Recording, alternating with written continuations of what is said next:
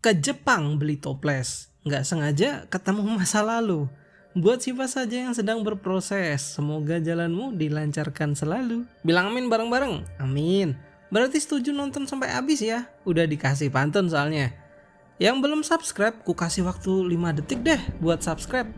Yuk, 1, 2, ya habis. Terima kasih. Halo Fops, balik lagi bersama aku Fob Herdman. Dimana di sini aku selalu menceritakan alur sebuah film yang seru banget pastinya. Kali ini aku akan menceritakan film baru nih, Oktober kemarin 2024, judulnya Juror #2. Film ini bercerita tentang seorang pria bernama Justin Camp yang diperankan oleh Nicholas Hoult, seorang juri dalam kasus pembunuhan yang sangat rumit. Selama proses persidangan, Justin mulai menyadari bahwa ia mungkin terlibat dalam kejahatan yang sedang diadili, meski tanpa sengaja. Kini ia dihadapkan pada dilema moral yang berat, mengungkap kebenaran dan mempertaruhkan kebebasannya sendiri, atau tetap diam dan mempengaruhi hasil keputusan juri. Dengan tekanan yang terus meningkat, film ini mengeksplorasi tema keadilan, rasa bersalah, dan tanggung jawab pribadi. Ya nggak usah lama-lama lah ya, kita langsung ke ceritanya. Tapi tunggu dulu, jangan lupa pamit ke ibu kalian karena kalian akan menghilang selama 10 menit ke depan. Musik. You slept away the morning, the things that you would miss, like laughter from the kitchen, or a memory like this, that bukan mesa seres, bukan cinta. Aroma 100. Perkenalkan, ini adalah Justin Camp yang diperankan oleh Nicholas Hoult dan istrinya Alison Krausen yang diperankan oleh Zoe Deutch. Justin memperlihatkan kamar calon anaknya yang akan segera lahir. Tentu saja Alison menyukainya. Mereka juga mengadakan pesta kecil-kecilan untuk menyambut kedatangan anak mereka yang sebentar lagi akan lahir. Namun setelah pesta selesai, Justin harus meninggalkan Alison untuk panggilan menjadi juri dalam sebuah persidangan kasus pembunuhan. Tugas anggota juri dalam sebuah sidang salah satunya adalah mendengarkan bukti dan kesaksian. Excuse me, you dropped this. Oh, I did. Ini adalah Faith dan Eric, seorang pengacara dari kedua belah penuntut dan pembela dalam kasus ini. Dan sidang pun dimulai. Klien Faith menduga adanya dugaan pembunuhan keji yang dilakukan oleh Michael James terhadap Kendall Alice Carter, pacarnya. Setelah kedua pengacara mewawancarai juri mereka satu persatu, Justin Camp terpilih sebagai juri nomor 2 pada sidang pembunuhan kali ini. Walaupun di sini belum diketahui apa hubungan Justin dan Kendall. Justin pulang ke rumah menceritakan bahwa dirinya terpilih menjadi juri nomor 2 pada persidangan kasus pembunuhan. Profesi Justin adalah seorang penulis artikel, itulah yang membuat dirinya terpilih. Di sebuah bar, Faith sedang menyuarakan suaranya terkait tentang kekerasan pada perempuan. Walaupun di dalam persidangan mereka musuh, namun di luar gedung mereka sahabat, Faith dan Eric. Duduk santuy sambil minum air putih. Masa air putih? Pagi harinya sidang pun dilanjutkan. Kita diberikan kilas balik tentang korban Kendall ini. James dan Kendall sedang minum di sebuah bar Rowdy's Hathaway setahun yang lalu pada tanggal 25 Oktober. Ternyata Justin saat itu pun juga tengah berada di bar tersebut. Namun di sini dia tidak memberikan kesaksian dan tetap diam. Mereka pun bertengkar yang akhirnya membuat Kendall keluar dari bar dan James mengikutinya. Pertengkaran masih berlanjut di luar bar yang tengah hujan deras. Pertengkaran berlanjut dan akhirnya James memukuli Kendall dan melemparnya ke jurang hingga meninggoy. Begitulah fakta dari penggugat Faith. Namun dari sisi pembela, Eric berkata itu hanya drama orang pacaran biasa dan tidak memukulinya. Justin pada malam itu sedang mengendarai mobil dan sepertinya menabrak sesuatu hingga kaca lampu mobilnya pecah. Apakah dia menabrak Kendall?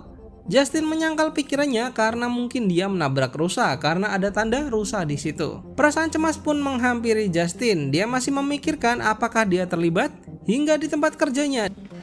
God grant me the serenity to accept the things that I cannot change. Dia masih menyelidiki kasus ini. Dia melihat kalender dan tanggal 25 di mana Kendall meninggoy merupakan hari kencan Justin. Saat di rumah pun Justin masih memikirkannya hingga jantungnya berdegup kencang, kata istrinya. I'm good. Everything's gonna be fine. Keesokan harinya sidang masih dilanjutkan dan ini adalah beneran di kredit pun namanya Woman in the Bar doang. Diperankan oleh Rachel Walter, nama aslinya aja lah ya. Kini Rachel bersaksi bahwa sering melihat mereka di bar dan sering bertengkar. Bahkan dia merekamnya dan diperlihatkan di persidangan. Namun pada rekaman tersebut hanya melihat Kendall yang pergi ke jalan Old Quarry dan tidak dengan James. Ini adalah bartender, orang kedua yang menemukan jasad Kendall. Dan ini Reed, seorang pendaki, orang pertama yang menemukan Kendall sudah tak bernyawa bersimbah darah. Tapi Eric ini pinter banget, dia bertanya pendapat tentang Kendall yang menggunakan sepatu hak tinggi. Dan itu berpotensi membuat dia tergelincir dan jatuh ke jurang jalan Old Quarry. Dan Reed pun setuju. Ini adalah kakek-kakek yang tinggal di jalan Old Quarry, bersaksi melihat pria yang keluar dari mobil ketika hujan besar. Kakek ini melihat dari jendela rumahnya, pria itu masuk kembali ke mobil dan pergi. Voight bertanya apakah pria itu ada di sini? Dia menjawab iya, pria itu adalah James. FYI, itu sebenarnya adalah Justin. Justin yang mulai panik pergi menemui pengacara. Dia menceritakan kejadiannya, dia bercerita tentang dia yang pergi ke bar malam itu di tanggal 25 Oktober. Dan ketika dia di jalan, Justin merasa menabrak rusa. Tentu saja itu hanya perasaannya saja. Namun setelah ada kasus Kendall, dia merasa yang ditabrak itu bukanlah rusa, melainkan ya mungkin. Pengacara yang mendengarkan hal itu mengatakan bahwa jika Justin mengatakannya, pada saat di pengadilan dia akan dijatuhi hukuman 30 tahun atau seumur hidup. Keesokan harinya sidang pun dilanjutkan. Kini James diminta untuk bersaksi, seorang terdakwa. Ceritanya hampir sama seperti yang ku ceritakan sebelumnya. Penambahannya adalah mereka bertengkar karena James belum siap untuk tinggal bersama dan itu membuat Kendall marah dan ingin putus. Lalu James tidak mengikuti Kendall, dia langsung menuju mobilnya karena kedinginan dan secepatnya pulang ke rumah. Pulled me out of everything and turned around and Namun tentu saja namanya persidangan, sisi penggugat tetap ingin menang. Dia menyerang James dengan beberapa pertanyaan.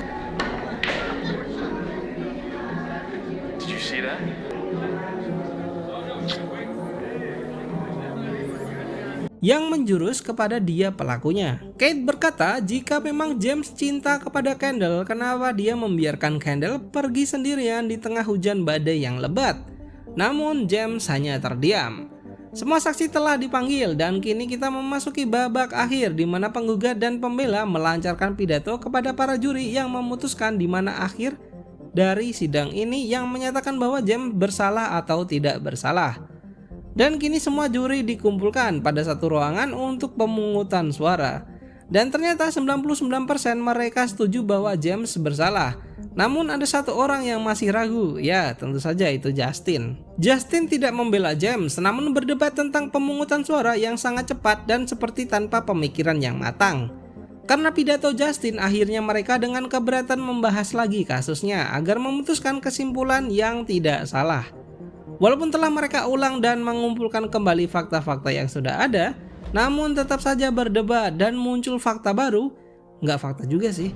Karakter Harold yang diperankan oleh aktor ternama J.K. Simmons merupakan pensiunan polisi. Ada yang bertanya, kenapa kok dia tidak bilang ketika di persidangan? Harold menjawab simpel, ya nggak tahu, tanya saya.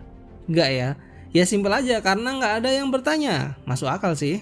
Di tengah-tengah perdebatan mereka, Keiko yang seorang mahasiswa semester 3 jurusan kesehatan beranggapan bahwa itu hanya kecelakaan tabrak lari. Makin kesini makin bermunculan juri yang mulai memihak kepada James dan beranggapan bahwa dia tidak bersalah. Tentu saja ini berkat hasutan Justin karena Justin masih mengira bahwa dialah yang menabrak Kendall hingga meninggoy dan terjun bebas ke jurang jalan Old Quarry. Harold yang seorang pensiunan polisi menuju ke jalan Old Quarry tepat di atas jurang di mana Kendall meninggoy. Dia melihat mobil yang parkir tidak jauh dari lokasi, ternyata itu Justin. Karena tidak ingin ketahuan, dia menunduk agar tidak terlihat.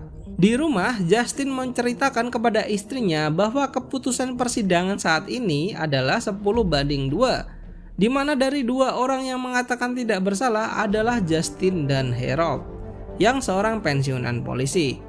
Dan inilah Faith dan Eric, 2 pengacara dari sang pembela dan penggugat atas kasus Kendall.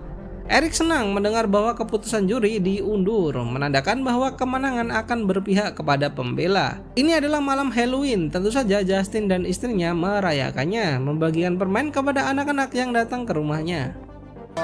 Hey, have fun tonight. We will. See you back at school? Yeah, next year. Okay. Makin ketar-ketir gak tuh si Justin? Ternyata Harold mengetahui bahwa kemarin dia dibuntuti oleh Justin. Justin pun pintar membela dengan karena tidak boleh ada penyelidikan di luar ketika persidangan. Harold yang seorang pensiunan polisi menyelidiki lebih dalam kasus ini. Dia bahkan mengumpulkan ratusan mobil yang melewati jalan Old Quarry pada tanggal 25 Oktober dan mengerucutkan hingga sisa 15 mobil. Karena mobil Justin berada pada daftar, maka mobil itu dicoret dan tersisa 14 mobil. Namun Justin sengaja menjatuhkannya agar juri sita tahu. Kini Justin dan Harold dilaporkan kepada pengadil karena melanggar sumpah juri, karena mencari bukti di luar fakta yang sudah ada pada saat pengadilan diselenggarakan. Namun Harold membela Justin dan menanggung resikonya sendiri. Harold pun dikeluarkan dari juri. Harold bertemu dengan Faith dan meragukan fakta darinya. Harold beranggapan bahwa itu tabrak lari. Namun Faith masih tidak mengakui, ya jelas pasti dia ingin menang dan membuat James bersalah. Kini para juri yang lain menginterogasi Justin karena kejadian barusan. Karena desakan mereka, Justin pun menceritakan dokumen apa yang Harold bawa. Dan kini mereka mulai beranggapan bahwa ini merupakan tabrak lari. Tapi tenang, kita lanjutkan dulu. Di sini Keiko menjelaskan jika memang tabrak lari, mobil itu haruslah truk yang sangat besar. Karena melihat kerusakan pada bahu Kendall seolah dihantam oleh sesuatu yang tumpul. Kini ada beberapa juri yang setuju dengan Justin bahwa James tidak bersalah dan itu merupakan tabrak lari. Karena mengingat jalan Old Quarry menjalur kepada jalan utama yang besar dan siapapun bisa menabraknya. Kini Faith melakukan penyelidikan dari berkas dokumen dari Harold. Dia menghampiri seluruh mobil yang ada pada daftar yang memungkinkan sebagai pelaku tabrak lari Kendall. Namun beberapa dari mereka mempunyai alibi yang sangat kuat. Setelah melakukan pemungutan suara ulang, masalah baru pun datang. Kini suara bersalah dan tidak bersalah seimbang. Dari 12 juri, 6 bersalah dan 6 tidak bersalah. Juri yang menyatakan James bersalah beradu argumen dengan Justin dengan melihatkan tato di leher James yang ternyata itu adalah tato dari pengedar narkoba di kotanya. Pembela pun tetap membela bahwa bisa saja James sudah tobat dan orang pasti bisa berubah.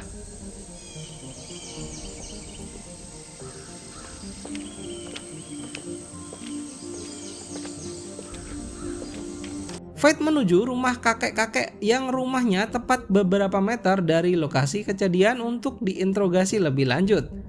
Namun kakek itu hanya menjawab dia sudah bersaksi di persidangan semua yang dia tahu. Dan akhirnya si Faith pun pulang dengan tidak membawa informasi apa-apa. Keputusan pun buntu karena suara masih sama, yaitu 6-6. Karena itu ketua juri meminta izin kepada Yang Mulia untuk memperbolehkan para juri datang ke TKP guna menguatkan argumen mereka dan mendapatkan hasil yang mereka inginkan. Dan Yang Mulia pun mengizinkan, namun dalam beberapa syarat. Tidak boleh membawa bukti baru dan tidak boleh membicarakan kasus ini kepada siapapun di lokasi kejadian. Faith kini menyelidiki kediaman Justin karena mobilnya merupakan dalam daftar dokumen milik Harold. Faith bertanya kenapa mobil tersebut mengalami kerusakan. Allison pun menjawab suaminya Justin menabrak rusa di jalan Brimstone Pass dan yakin akan hal itu. Faith hanya menanyakan hal tersebut dan pergi. Justin berbicara kepada pengacaranya apa yang harus dia lakukan. Pengacaranya itu hanya menyarankan agar Justin segera mengambil keputusan apakah James bersalah atau tidak, karena suara Justin lah yang membuat keputusan akhir. Justin pulang ke rumah dengan keadaan khawatir dan ternyata benar. Allison menceritakan bahwa ada pengacara yang datang ke rumahnya menginterogasi atas mobil Justin apakah benar menabrak seekor rusa atau bukan. Dan kini Justin pun bercerita semua kejujuran yang telah dia lakukan tentang pergi ke bar dan menabrak seekor rusa di Old Quarry. Namun apakah benar itu sebuah rusa? Faith dan Eric pergi ke penjara untuk bertemu dengan James yang menjadi tahanan sementara atas kasus dugaan pembunuhan terhadap Kendall. Faith bertanya hal yang sama tentang kejadian yang sebenarnya pada malam itu. Ya tentu saja apa yang James katakan di persidangan sudah sepenuhnya kejadian yang dia alami. Penyesalan terbesar James adalah dia tidak mengejar Kendall pada malam itu. Jika dia melakukannya, Kendall pasti masih hidup. Dan kini rombongan juri berkunjung pada bar tempat Kendall sebelumnya berada.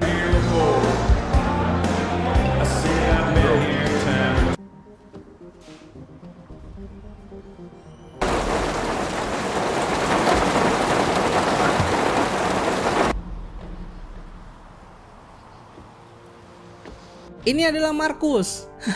Telat ya ngenalinya. Seorang juri yang sudah mengawasi Justin sejak awal. Tenang, mengawasi bukan karena curiga kok. Marcus menyadari ada hal aneh pada Justin, yang seolah-olah Justin ingin membela James dan ingin mempengaruhi para juri agar membela James. Namun Marcus tetap ingin James dalam penjara. Terlepas dia pelaku atau bukan, tetap saja James harus bertanggung jawab karena meninggalkan Kendall sendirian di jalan yang mengakibatkan tertabrak atau tergelincir jatuh ke jurang dan meninggoy.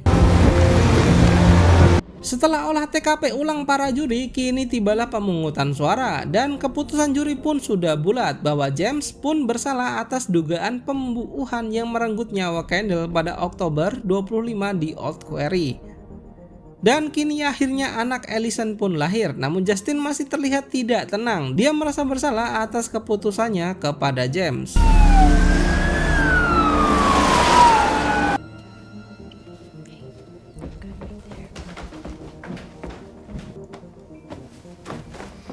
Dan sidang terakhir di mana terdakwa dijatuhi hukuman atas pembunuhan berencana dengan masa tahanan seumur hidup tanpa ada pembebasan bersyarat.